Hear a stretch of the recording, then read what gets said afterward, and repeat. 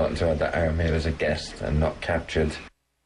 I want to bring in someone who is all too familiar with treating the injured in Syria. Here's Dr. Amer Sayed, who just about a month ago was in Syria working to save lives. Dr. Sayed, I just want to welcome you and point out you are now in Chicago. Syria is your home. Was it a tough decision for you to leave, and why did you do it, sir? I couldn't stay there anymore. It was too dangerous. I went out in a lot of demonstrations, peaceful demonstrations, and I helped a lot in a lot of local medical centers, and like a lot of people told me that my name is in the security forces, and as you know, like being in medical field and help the injured demonstrators, it's a crime in Syria. Assad regime will not let me continue what I'm doing. So I decided just to leave. Wait, you're saying... And say that to the world. You're saying being in the medical field in Syria is a crime according to the Assad regime, yes? If I'm helping the injured demonstrator, yes. Well, let me ask you about this then, because as we were just reporting, we're hearing that there's sort of these talks behind the scenes, you know, that perhaps they're going to allow those who are wounded get treatment. Do you buy that? Do you believe that's true?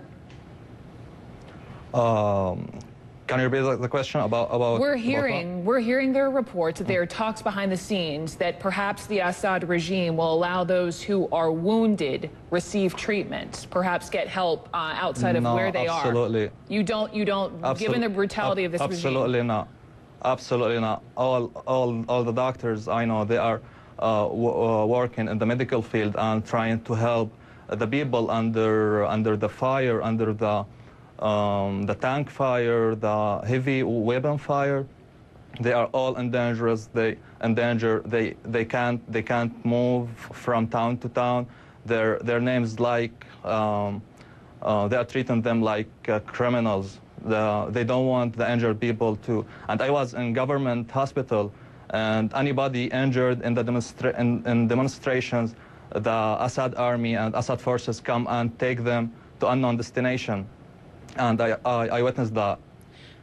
I want to play something just for our viewers. Doctor, just stand by for me. One of our colleagues, Arwa Damon, she just returned from reporting within Syria, and she filed a report on this makeshift medical facility. And I just want our viewers to see what doctors in Syria are fighting against there. But just a warning, this is graphic. In Baba Amer, a neighborhood that's endured constant shelling, where civilians are killed and wounded every day. A 30-year-old man lies on the brink of death after shrapnel hit him in the head. He had brain matter that actually came out of the wound last night. I couldn't really do anything for him, Dr. Muhammad says. I just stitched him up to keep the brain matter in and inserted a tube. It's actually a nasal tube to suction the blood.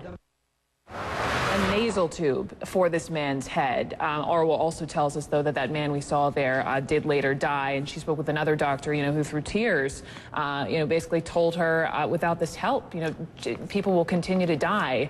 Does that corroborate with what you experienced? What did you see? What types of injuries did you see? It's typical for what I have seen. All what we have, all the instruments, all the medical equipment that we have is very simple. We can do nothing about the injured people, and we can't take them, as I said, to the government hospitals. And all what we can do is just pressing the bleeding, whoever is bleeding, we just press on it and wait. We don't have blood, we don't have normal saline, we don't have any equipment. And especially in other cities like Homs, Baba Amer, and Hama, and Dara, they don't have any of these essential medical aids. Do you? I truly believe that. Do you, and I understand, you told one of our producers that you were fired at by members of the Assad security forces. That's what you're saying. I know you had to leave because of the violence. Do you, though, sitting there in Chicago, sir, do you feel helpless? Is there anything you can do? Is there anything we can do? Actually, I was in big peaceful demonstration. It was like 300,000 people in Idlib, and I was in the front of the demonstration, and they opened the fire and the gas bombs, and it was very terrific. The bullets, the live bullets, was just coming through us, and like around 4 to 5 persons died at that time. And we opened a lot of medical centers with, as I said, simple equipments and a lot of injured people. Going out from Syria, like being inside Syria was suicide for me. It's just a matter of time to be a number on the TV, and I couldn't stay there.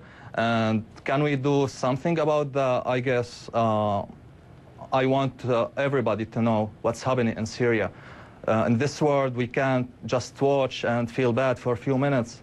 We just take actions to stop the crimes, and human rights should be applied in Syria. We are part of the nation, and Assad regime can't still killing us just because asking for freedom and justice.